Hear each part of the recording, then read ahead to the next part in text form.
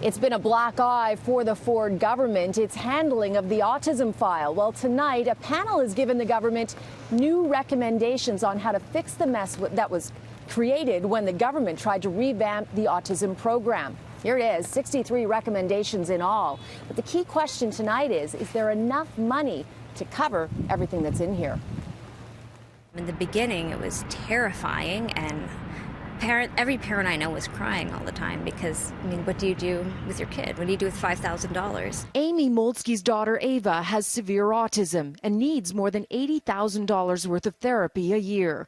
Under the Ford government's one-size-fits-all changes, when she turned 7, her funding would have been reduced to $5,000 a year, the same amount as a child of the same age who needed little or no therapy.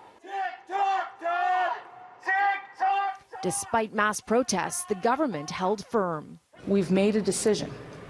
The decision stands. But as the outcry grew, the government backed down and appointed a new minister and a panel from the community to find a solution. Its recommendations include early intervention services for families while they're on a wait list and mental health supports. The highlights are, for me, that the core services are there: ABA, occupational therapy, speech therapy. The report states tough choices had to be made. Some caps are still recommended, but the exact limits are to be determined. And the wait list will not be able to be completely cleared. The government says it's doubled the autism program budget to $600 million. Will the $600 million be enough to satiate the need? Well, again, I want to look at what the recommendations are and see how that would work within a costing. They have not demonstrated that there's an actual spending of $600 million and that they've actually doubled the budget.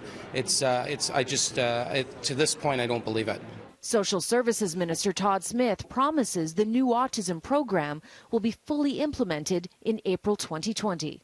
All of the anxiety and the stress and the trouble that the families have been through over this last year and a bit, that has to stop. And to suggest that they should now just, sit and wait for another several months until a program is up and running, it's shameful. It's not going to be easy for the government to repair the damage done these past 9 months. Can this government win families' trust from this community? Personally, I would say no, because of how long they've taken, how many times. I mean, they call us professional protesters. Do you think we want to be out here?